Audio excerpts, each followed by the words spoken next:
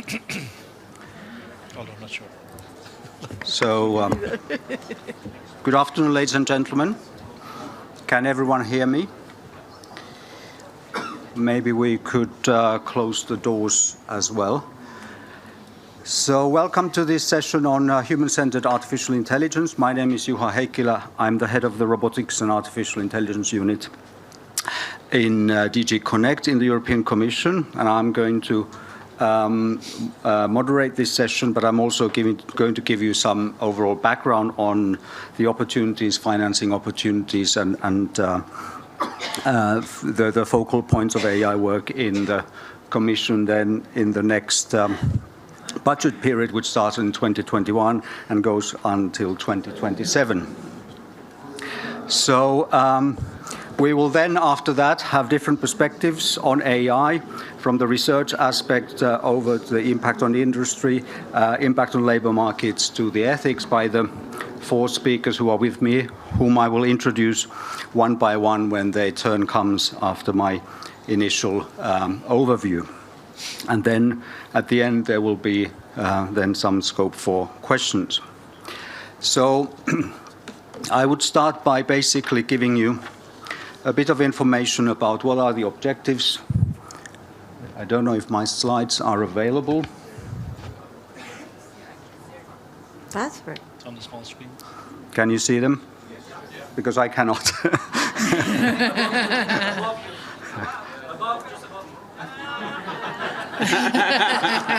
I didn't realize this was the gymnastics class, but nevertheless.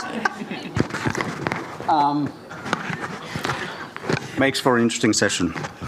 So, the objective is to ensure that Europe drives AI, the transformation that it brings about in society and economy, so that we ensure benefits for all citizens and businesses. And in particular, we want to strengthen the capacities in AI in Europe, ensure the take-up. We think it's very important for AI to be taken up so that it can actually bring the benefits to our citizens and businesses. We need to lead these technologies. We have to be at the forefront so that we can shape the way it's developed and deployed. But we also need to build world-leading infrastructure, because that is something that is not necessarily fully available to the extent we'd like to see it. We want to have access to data, computing infrastructure, and support creators and have their work distributed widely. Now, there are two main parts of the next budget period where we have proposed to put AI. These two big programs are central to our research and innovation and deployment funding. And one of them is Horizon Europe, which is the research-oriented part. If you like, it continues the work that we are doing now in Horizon 2020. So there the idea is research, development, and innovation. So we maintain our scientific and technology edge there. Make sure that we have control of this technology, that we have digital sovereignty. That is very important for us. We do this through strategic research and innovation plans. And we go a long range from research via technological development to demonstration and even proofs of concept. Digital Europe, however, takes things even further. It's not focused on research, it's more focused on deployment and capacity building. Those are the key things here. And in particular, in the area of artificial intelligence, we focus on data, data spaces, algorithms, and very importantly, testing and experimentation facilities. And we want to make sure that AI is developed and deployed across the European regions, and that also companies of different sizes can benefit from that technology. So a few more words about Horizon Europe. This slide will show you, thank you, I have the screen now.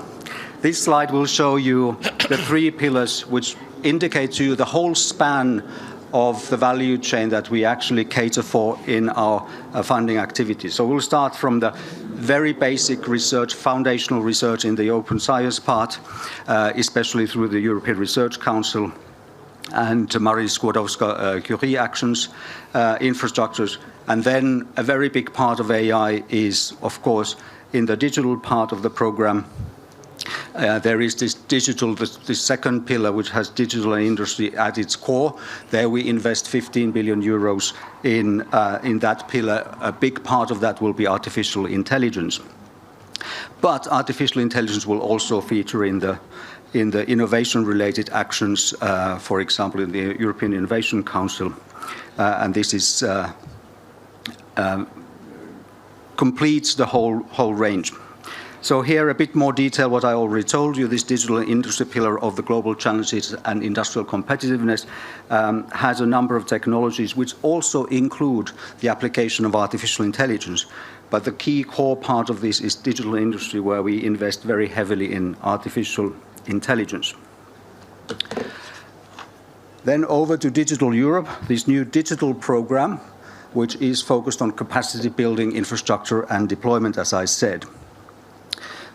Here we have focused, according to our proposal for the new budget period, we have focused on these key areas that you see. So we have cybersecurity and trust, advanced digital skills, digital transformation and industrial interoperability, and artificial intelligence and high-performance computing. And more than a quarter of this 9.2 billion that we plan to invest through Digital Europe is for artificial intelligence.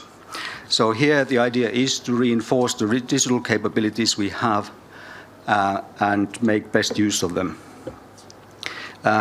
We, as I already mentioned, we focus on data. We think it's very important to create these common European data spaces so that we make the maximum use of the data we have, bring it together so that we make it available, because that is very important for AI. But we also want to build this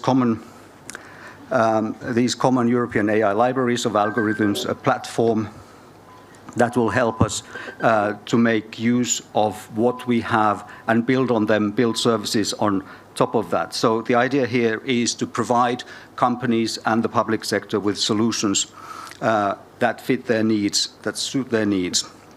And the idea here is to bring the research and the market closer to each other.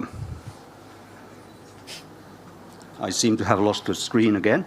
And then finally, a very important part of this is then the testing and experimentation facilities, which has two sides to it, if you like. So there's a technology-focused side on testing and experimentation facilities for AI components, which are mainly based on neuromorphic and quantum technologies. And then we have the application-centric aspect, reference sites for experimentation and testing in key sectors such as manufacturing, agri-food, and smart cities, and so on. So this is a quick overview, a sneak preview of what is coming up. And my screen is coming up. So what we'd like to say is for you to get involved, because for the Digital Europe, we still have the open consultation going on until the 25th. So this is something where you will be able to include your comments. So this by way of an introduction. Now I would like to move on to the first speaker, Professor Barry O'Sullivan from the University College Cork. He is also the president of EURAI, the European Association of AI, and he's the vice chair of the European Commission High-Level Expert Group on Artificial Intelligence, and he will talk about the research aspects related to AI. Barry, would you like to step forward? Thanks, Juha. Thank you. Great. Good afternoon, everybody. So hopefully you can hear me down the back. It's a pleasure to be here, so thanks to the Commission for inviting me. As Juha says, there's a fantastic opportunity for artificial intelligence in Europe. We have a great research legacy in Europe when it comes to AI. We are the home of people like George Boole, who invented Boolean algebra. We're the home of people like Alan Turing. We're the home of people like Geoffrey Hinton, Jan LeCun, and Yoshua Bengio, who just won the ACM Turing Award. But I suppose one feature of many of those people is that they're not here in Europe. And so one of the questions we have to ask ourselves is, how do we maintain the very best research talent in the world that we produce here in Europe? It might come as a surprise to you to learn that Europe generates or produces about twice as many PhD students in artificial intelligence as the United States. So we certainly have the capability of generating fantastic talent, and that talent is in high demand in all parts of the world. Something that we should be proud of, but also something that we should worry a little bit about, because the question is, where are these people going abroad and maybe not returning? So I look at this both as a sort of an opportunity and a threat. It's an opportunity in the sense that we have fantastic people who have immense research experience working in some of the very best cutting-edge companies in the world. And of course, if we manage to get those folks back, then the AI sector in Europe will be much stronger for us. But also it's a threat in the sense that we are at risk of losing the very best talent and having those people do things in other parts of the world where they could have done them here in Europe. So I suppose there's a couple of issues. I suppose one is the research environment in which we operate in. We need to create a fantastic research environment where people can really do cutting-edge research here in Europe, where companies can succeed. When companies succeed, they pose challenges to us, but also when society is digitized, there's great opportunity for innovation and doing interesting things. So I suppose you have mentioned that Europe is very interested in protecting its digital sovereignty, its AI sovereignty. So essentially that we are benefiting and using AI technologies that are made and built in Europe, as well as otherwhere in the world. This is not by any means an isolationist view, but that we need to be able to generate our own technologies and our own solutions. And I suppose the approach that you often hear about in Europe is the human-centric approach. In the high-level expert group, Virginia Dignam, who will speak later, is also a member of the high-level expert group. We talk about trustworthy AI. So AI that is uniquely European in that it is ethical, it is lawful, and it is robust. And these raise for us many of the real challenges there are in AI research. So things like, how do we build AI systems that have a fundamental understanding of the world around them, that are not just simply generalizing from data? How do we build AI systems that can reason about cause and can answer counterfactual questions? So, for example, what happens if I didn't take the medication? Or what happens if I didn't introduce that policy? So what would that mean? And I suppose also we want to build systems that are not only transparent in the sense that we can interrogate them and understand them, and that they can explain themselves and justify themselves to us, but that also that they are robust, so that they do what we expect them to do, and that I suppose the impact of those technologies on society and the environment is proper and as it should be. I suppose modern AI, the AI that sort of put AI in your mind and in the mind of the public in general, is AI that is largely fueled by big data. So there has been a massive big data revolution in the last decade, and that coupled with a revolution in high-performance computing and also advances in algorithms has basically given rise to this deep learning AI revolution. But I suppose we should be cautious about that, because there's a couple of... If we only look at artificial intelligence through the lens of machine learning and data, there are lots of blind spots. There's blind spots related to bias. There's blind spots in terms of AI systems that understand where they sit in the world, what they should do in certain situations. So I suppose we lose the ability for AI systems to have common sense, that they understand what they do. And I think the opportunities that are created by Horizon Europe and Digital Europe to help us gain some fantastic insights into those big questions is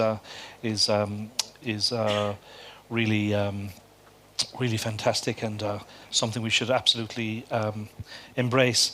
I suppose as an academic and as the president of EURAI, one of the things that our association is very concerned about is that we must not lose sight of the importance of fundamental research. That many member states tend to focus on more innovation type investment in AI and in science in general, and that is important. But I suppose there is the question of, if we take care, we can take care of the policies that are going to give us the next Marconis, but where is the money going to come from to create the new Hertzes and Maxwells? And I think this is the this is the question that sort of the extent to which I stay awake at night worrying about these things. That's the thing that I often worry about. Where is the deep science going to come from that is going to help Europe stay one step ahead of other parts of the world, in particular chosen areas? We have to be very conscious that we're in research in artificial intelligence.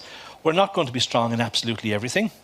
So there are areas in which we should focus that will be uniquely European.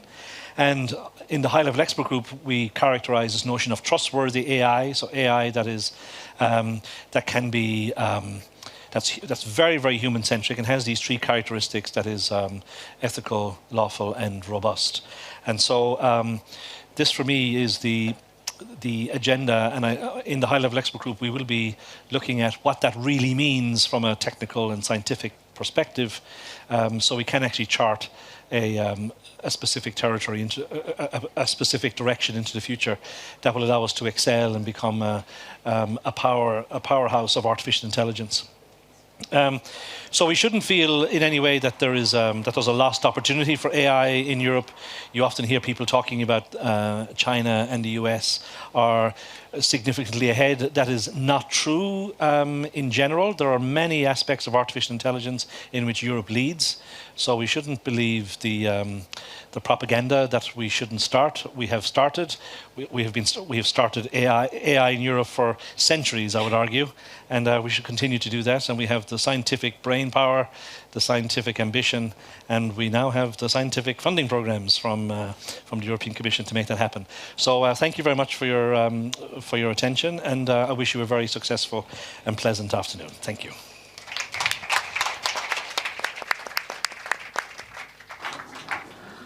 Thank you very much indeed, Barry. So this was more on the research side. Now we look at this from the perspective of user industry, and the next speaker is Ángel Orduna-Cao, who is the Executive Director of Aspire. Aspire is the private side of the Spire public-private partnership. This deals with sustainable process industry through resource and energy efficiency, and she is going to talk about AI from that perspective. Would you like to step forward, please? Yeah. Thank you very much. So, since I need to talk about what the process industries need from artificial intelligence, it's good to start by reminding which are our future ambitions. So we are currently working on our roadmap. Last year we developed our 2050 vision, and now we are working on our roadmap. And we have three main ambitions. The first is to bridge the climate technology gap, so move towards the net zero emissions goal. Move towards the zero waste to landfill of recyclable and recoverable waste in the European Union. And the third one is competitiveness of the European process industry, so increase the great value added growth above the EU GDP by 2050. We have, from now to 2050, the process industries have long-term investments period, so they have two rounds of investments ahead to reach the goals. And then the first goal is to develop some of the key technologies ready for deployment by 2030. That's one of the first goals. For that, they need demonstrators, and they need to accelerate the development of innovations that can be game changers. And artificial intelligence can support process industries to do these accelerations, to accelerate the transition to climate neutral and circular solutions for society and the planet. Process industry are data-driven. Do they have big data? It's mostly that they have a complex matrix of data sources. So their sources of data come from the supply chain, from research and innovation, from production, from the product portfolio, from the customers. So they need to handle all these in a smart way to take market decisions. So it's smart data management, what they prioritize here. Then what is the impact that artificial intelligence can have on the process industries and on the carbon neutral and circular economy? So I will give you three main impacts that it can have. First, it can support for better recycling options, less landfill, and hence also keeping the value longer within the value chain. So it means that process industries can better define the eco-design of materials with their customers through artificial intelligence by sharing information. Then it can provide them the ability to have materials tuned to the specific demands of each and every customer. And then it can also allow them to do a better analysis of the materials performance. So they also consider this digital passport as a tool. I would go even a bit further, the eco-digital passport, so that they can control the life cycle of the products that will enable the circularity. The second impact is on higher resource and energy efficiency. So that means less waste, less emissions. In some, it means better products. Better processes for better products. Then it means that they can reduce energy consumption by optimizing the processes, and artificial intelligence can play a big role there to support and take the right decisions. Then it also can help them to intelligently couple production plants with the renewable energy grids, which is also very important. But it's also very important to help them to identify the right streams of resources flows for industrial symbiosis. And then also considering the waste from municipalities in this case. And the third big impact comes on competitiveness. There is an Accenture study on artificial intelligence, in this case on the chemical sector, that I would like to take as a reference for the other 7 sectors of SPIA, that says that sales can increase by 27% by applying artificial intelligence to the development of the technologies, while production costs would increase only by 10%. So there's still an option for wide margin. However, it's important to realize that the process industries are currently lagging behind in the adoption, the use, and integration of artificial intelligence technologies. And why? Because they have several barriers. The first barrier is the lack of skills. So we need training solutions for the current workforce. We need them now. Just to take a very strong reference, we cannot wait to Greta Thunberg's generation to arrive to our industries. We need the workforce skilled now, and that's very important. Then they have some difficulty to assess when it is worth to invest on artificial intelligence for them. What are the solutions that will really work for them? And then here, they need the flagship and lighthouse projects and initiatives that will allow them to identify that. And for that, we have done through Aspire projects within Horizon 2020, already some projects have worked on issues like process control, process intensification, process optimization. All this provides a good base. But now we need ad hoc artificial intelligence Aspire calls under Horizon Europe, and in other digital aspects, of course. So we are very open also to collaborate with other digital partnerships. Some of them are here. So for example, on artificial intelligence, on big data, on cybersecurity, data security is a great issue also for the process industries. And then we need support from Horizon Europe. We need support from the Digital Europe program. So these investments need to be integrated to support the digital aspects in a way that is balanced with the other industrial technologies, of course. So I would also like to finish. So I was asked to be very quick. I think I have managed to do that. But I would like to finish with one big message on the Horizon Europe budget. So we really need the budget as it is. Europe simply is lagging behind some of its competitors as USA and China in public funding for industrial technologies. And we cannot afford these. So we cannot afford to have a budget lower than the proposal of the Commission. On the contrary, it should be higher. And with this, I hope I gave you a good overview of what are the needs of the users in this case.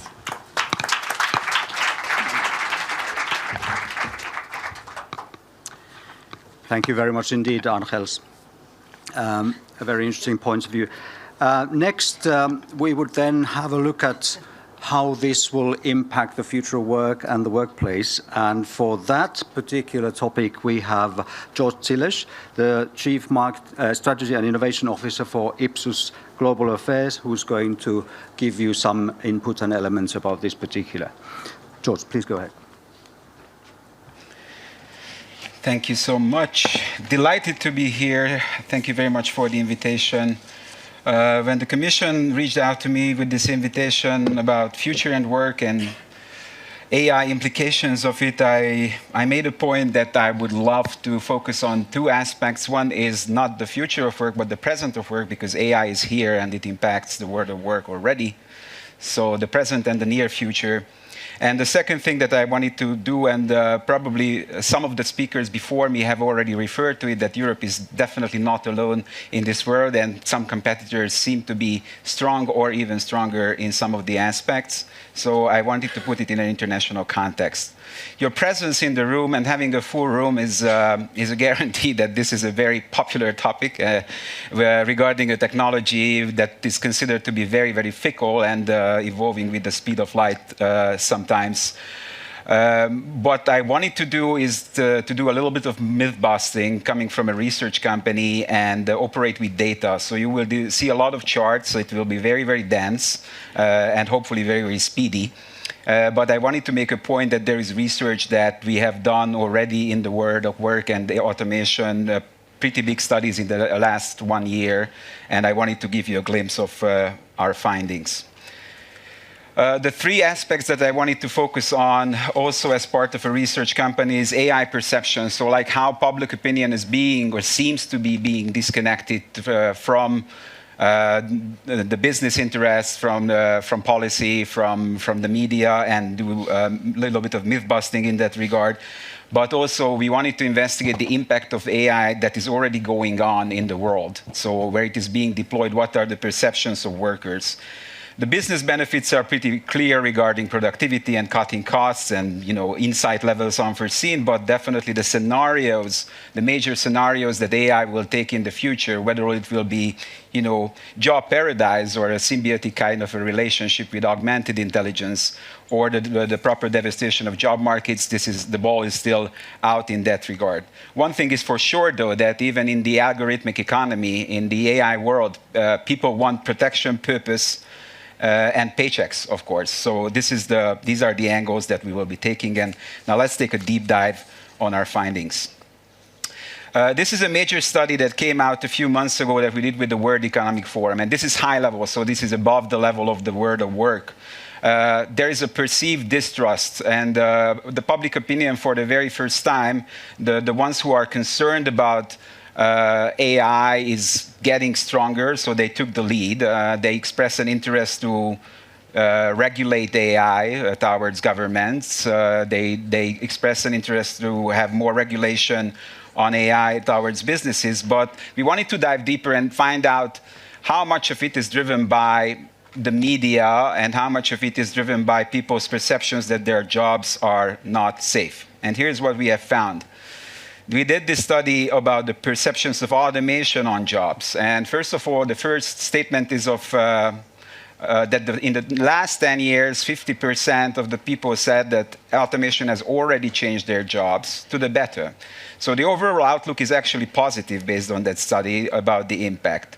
However, the only thing that people were undecided about is whether automation is risky for their current jobs. So anything else, safety, my job being easier or more interesting, got positive notes, but riskiness of holding on to your job, that is one of major concern.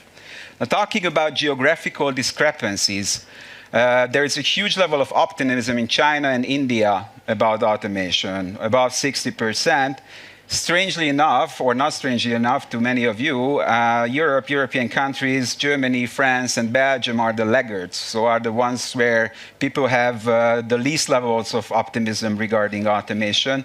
And about the same number, so about 30% says that their employment is at risk, mostly amongst agricultural workers and those in administrative services.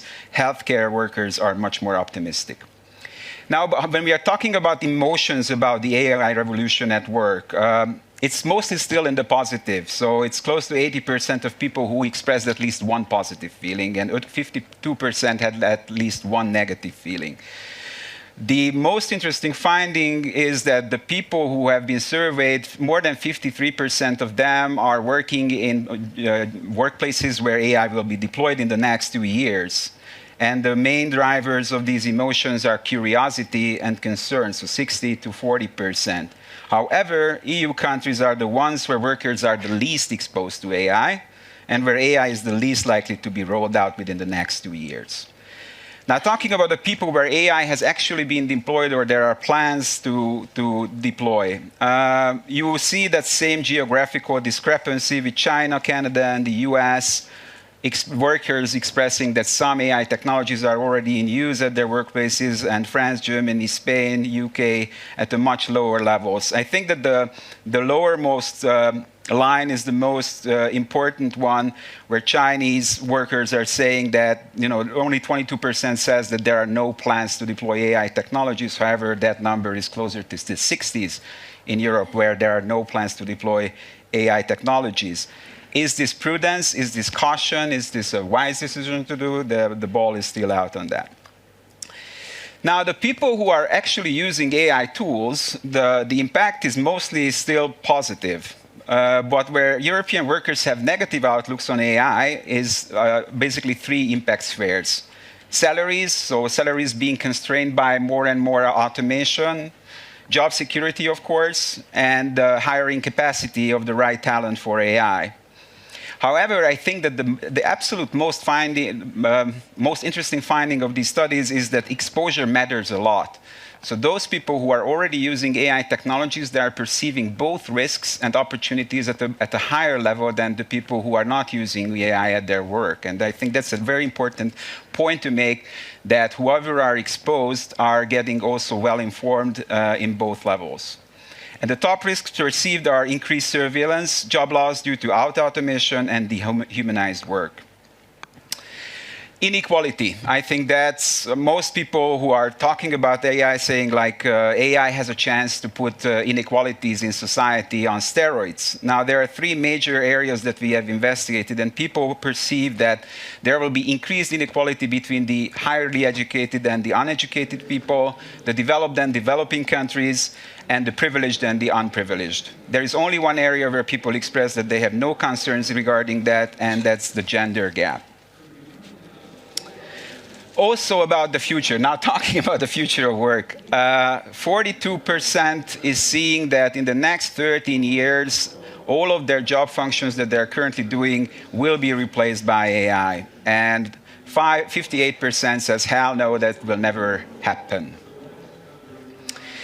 The last aspect that I wanted to show a little bit of a light on is the training and education aspect. So how are we actually getting prepared for this AI world?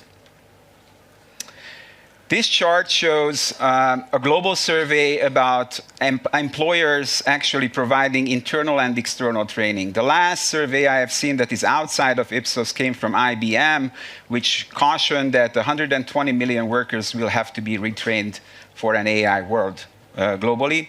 So what's happening in that sphere? You will see that most of European countries are about the global average when it comes to providing internal and external training. And most of the countries who are excellent in that regard, or perceived to be excellent, are all outside of Europe. So that's also a word of caution. There are certain industries that we know will be impacted more than others. So, for example, transportation and logistics and retail are some sectors that are expected to be hit heavily. However, it seems that these are the actual industries where the managers and the owners are providing much less training than, for example, finance or science or tech. In one way, it's understandable, but one can raise the question whether it's abandonment of the workforce.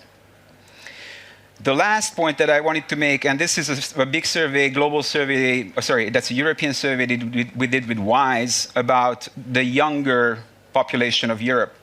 So how do young Europeans, their educators, and the recruiters see their chances in an AI-driven economy? And young Europeans seem to be confident as much as their educators and recruiters about their future. However, there is a huge gap when it comes to recruiters expressing confidence or education actors expressing confidence about the workforce that is already in place, about their country in general, and especially retired people. So that gap seems to be widening, but the good news is that young people are tech-friendly and young people are very optimistic in that regard.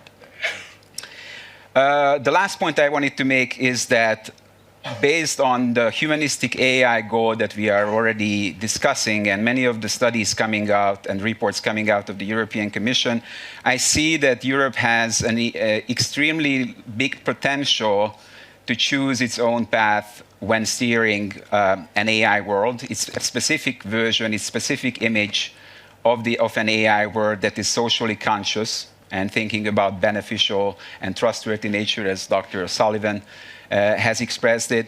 I think that with conscious concentration of resources and the right mindset in place and the right speed of policy making to catch up with the fickleness and the speed of AI technologies, Europe has a chance not just to protect its own citizens and workers, but to attract talent from all around the world.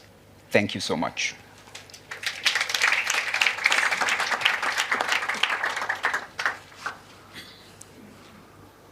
Thank you very much, George. So then we move on to the fourth aspect, which is more the ethics approach and the ethical issues related to artificial intelligence. And for that particular aspect, I would like to introduce to you Professor Virginia Dignum, who is the Professor of Social and Ethical Artificial Intelligence at Umeå University in Sweden.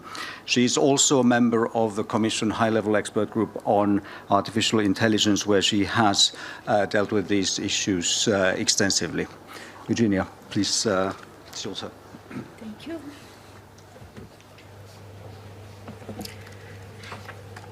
Thank you all. Thank you for inviting me. Thank you for listening.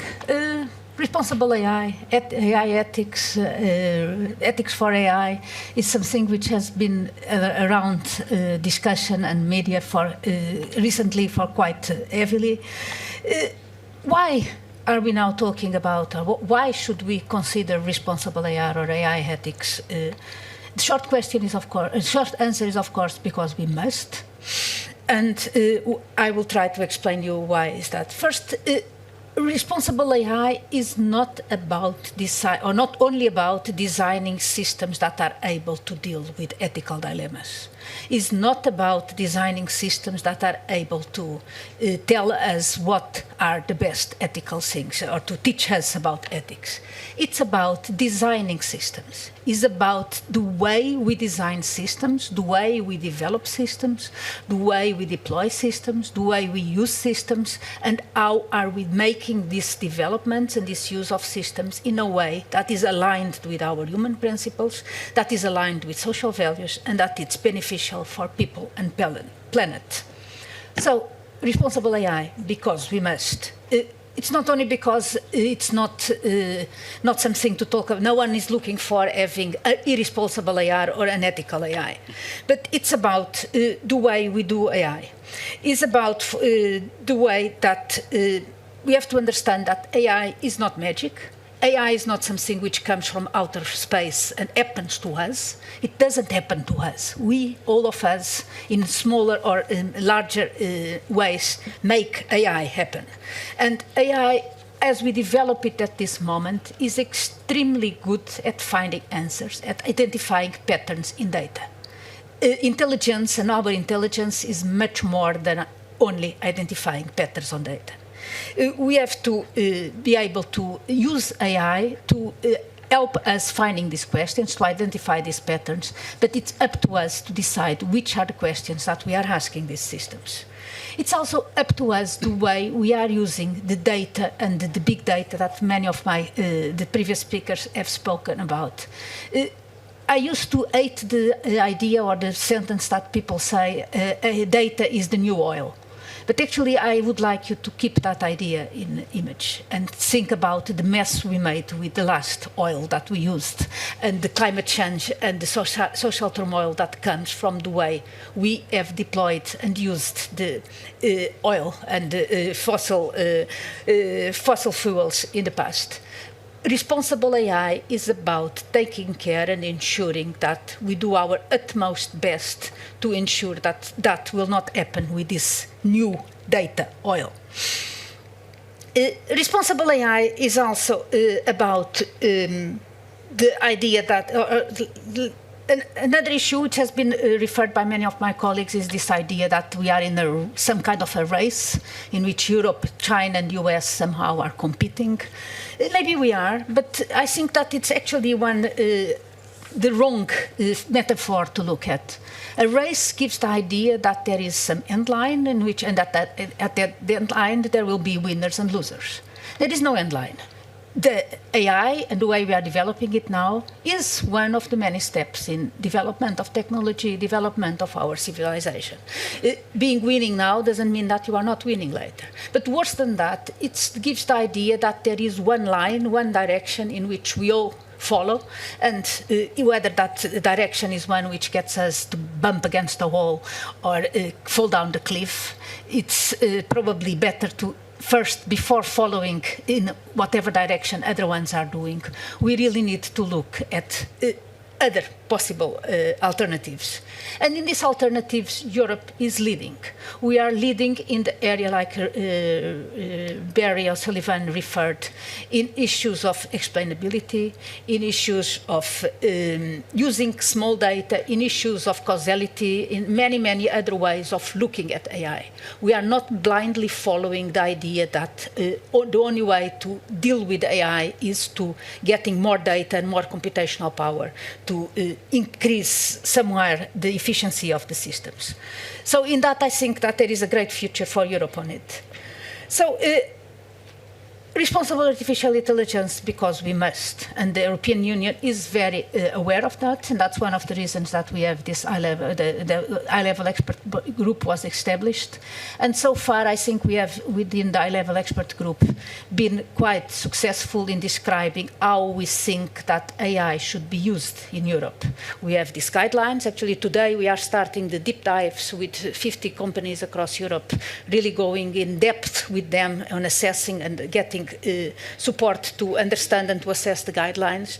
But I think we have to go further. We need to go further, not only about how do we want to use AI in Europe, but we also have to start looking at how do we want to generate AI in Europe. And there we really need to look at AI in a different way. I'm an engineer, I'm a computer scientist, but at this moment I don't think that AI is anymore a part of computer science or a part of engineering.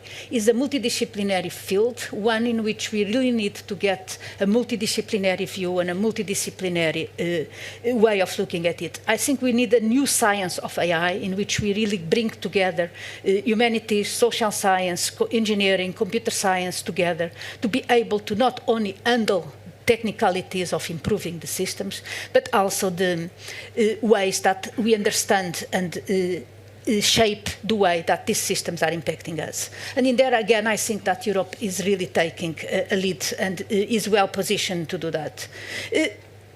It's also about the education. It has been referred before.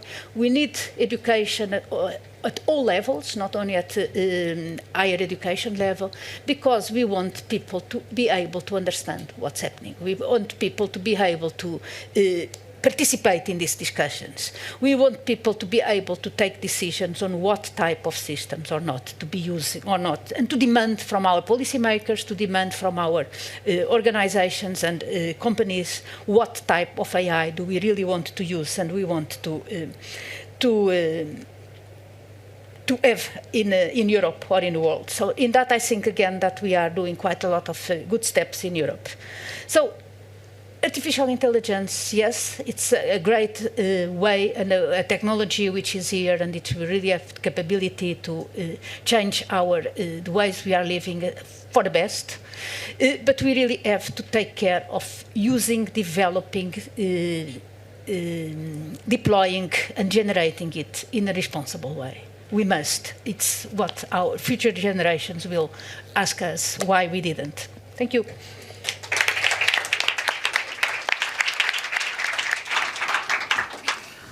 Thank you very much indeed, Virginia. Thank you to all the other speakers as well so far. Now we can move on to questions. I was told I would have a fluffy microphone, but I don't think I have a... This is not so fluffy. You can sell it, but it's it looks probably... too hard. So I think I'll then take the questions that are coming from Slido. So is it, in your opinion, important to think about the acceptance of AI and what could be done to foster it? So whichever would like to take it up. Yeah, I can start. So absolutely, it's critically important. And that's one of the reasons, I guess, why we talk about human-centric AI, trustworthy AI, responsible AI, because it's important that people can feel that they can trust these technologies and use them and take them up. And so there's a lot of things can be done. Obviously, we need to develop the technologies in a way that people find comfortable to use them.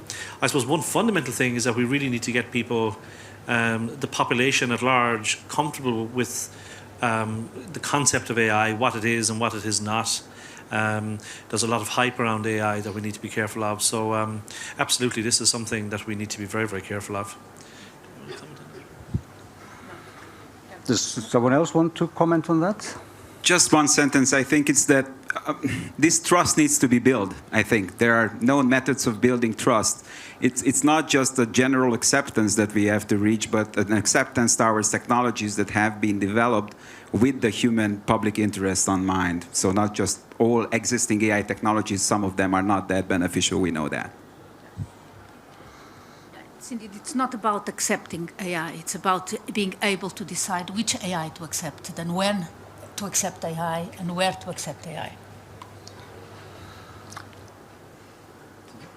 Okay, then another question which has ranked among the top questions is what emphasis will be put on developing or building capacity, for example, data scientists, computational biologists, and so on.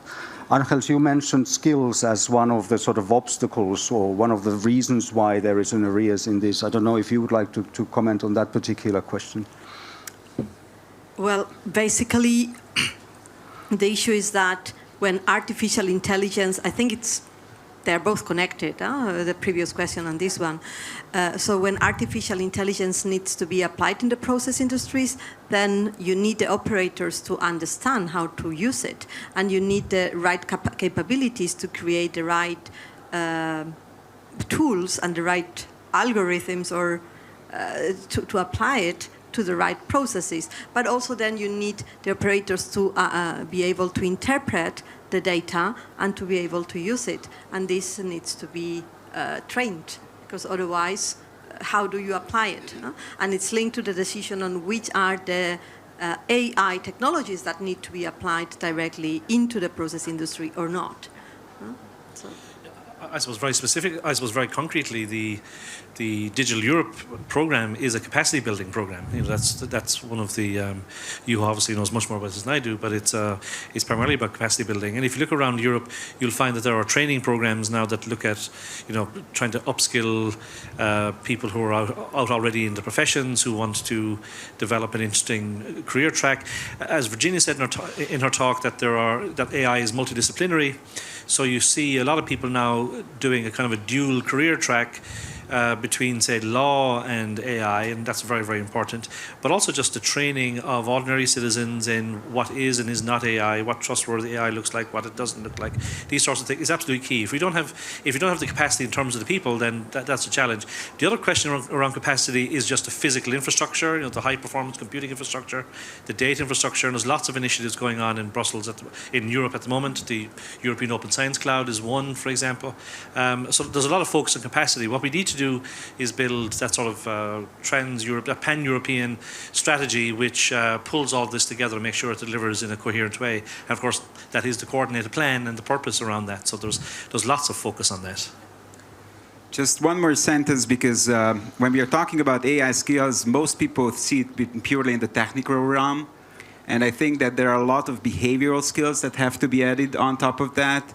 Just to give you an example, in the US, AI technology is already used in courtrooms as sentencing assistance. So AI is actually making recommendations on who to sentence right now. We have to teach people how to actually overrule AI decisions and not to get too comfortable about, like, oh, AI made me do it. A superior intelligence made me do that. So that's going to be something very, very important in the next 5-6 years, I would say. Virginia? Yes, and I can answer right away the next one. So indeed, it's not only AI is not taking decisions for us. We are allowing AI systems to tell us which decisions to take or automatically take those decisions. It's again our responsibility on how to look at those things. Yes, in the US, the courts are following blindly the decisions of some system, but it is a decision of someone to take that suggestion from the AI system on how to do it. And we have to be aware of that. US is not leading on ethics. US is by no way leading on AI ethics. There are a few organizations which are based on US, which are international organizations like IEEE, the Partnership on AI, and other of those organizations who have come with proposals and guidelines and principles for AI. But I don't think there is no doubt around the world, and I do travel, and Barry as well. We travel extensively around the world, and there is a clear idea that Europe, and maybe two countries or two regions are leading on AI ethics. Europe and Canada for a little bit, but in the US, what they are doing on AI ethics at national level is around zero. And like I say, some of the institutions are based in the US, but they are international institutions. Thanks very much. There's also a question about large-scale pilots. They are for reaching critical mass, but then they're also big and heavy. Are they the right way forward, is the audience question? Slightly simplified. Slightly simplified. My eyesight isn't very good. So large-scale pilots are very, very important, obviously. So, there's fantastic insights we can get into how AI scales up, how we can have massive societal impact by addressing things that are very large scale. But that on its own is not enough. We do need, and I've said this during my address, that we do need a focus on scientific depth. And we do have to support those who are chasing ideas that do not have immediate application. Without that, we will be lost. Maybe not today, but in 10 or 15 or 20 years' time. So, large-scale pilots are certainly very, very important. As is focus on innovation, but these cannot be done at the at the exclusive cost of focus on fundamental research and advancements. And if I add one sentence, it's also looking at large-scale projects or pilots which really take into account the multidisciplinary aspects of AI, that we really take not only from the technology and supporting the development of the technology, but also involving the other disciplines. And that, I think, that's really something which needs and should be doing for the higher impact. And just one other thing about large-scale pilots, if I may, is that obviously big pilots come with big responsibility. There are, invariably, the funding for these things comes from the public purse, and as a consequence of their size and everything else, that creates a layer of complexity that, is fine when it adds real tangible value. So we also have to be concerned that there is a cost associated with running large-scale initiatives, and sometimes those costs are not value-adding, if I may be controversial. From the point of view of the industry, certainly demonstrators are key if we want later to deploy the technologies to reach the climate and circularity goals. And then how artificial intelligence can play a role on that is also very important to discover. But certainly, without the big demos, we will not deploy the technologies at large scale. Thank you very much. Then there's a question about the investment gap between Europe and other regions. Any comments on that from the panel members? I wonder, it's always very easy to count or to say whatever you want with numbers, and you can count and calculate numbers in many different ways. I really wonder if at the national level Europe is doing less than other countries in R&D. At the level of private organizations, corporations, yes.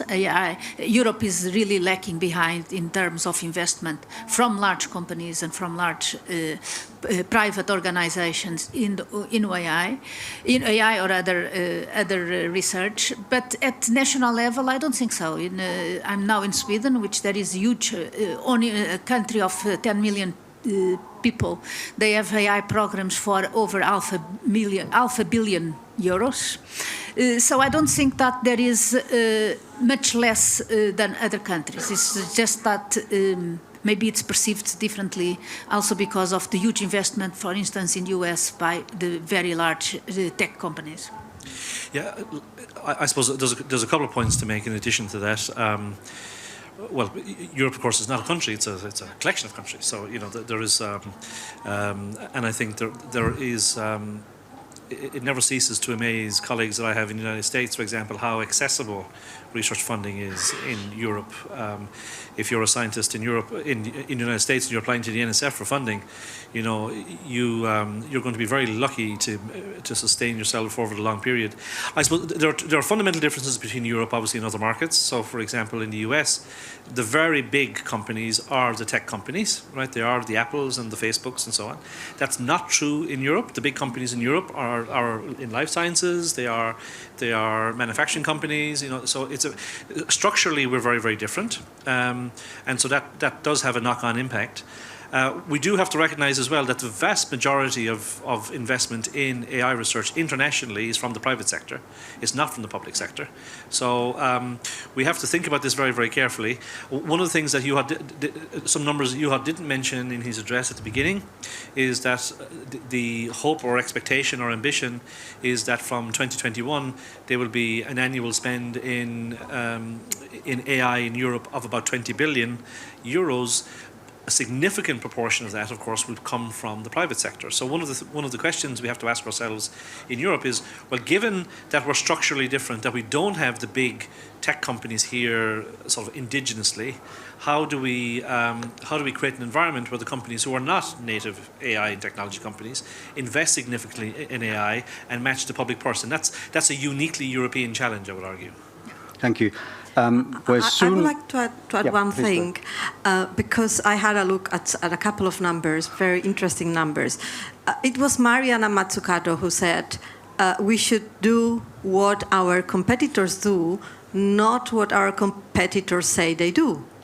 And for many years, countries like USA have said, oh, we don't invest public funding on that, but it's not true. So right now, the public funding of US for artificial intelligence, the plan is $30 billion.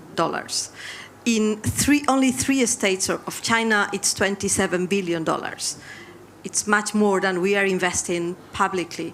And the public funding helps the research and innovation, so that we trigger the industry's investments. So we need to bear this in mind also in Europe.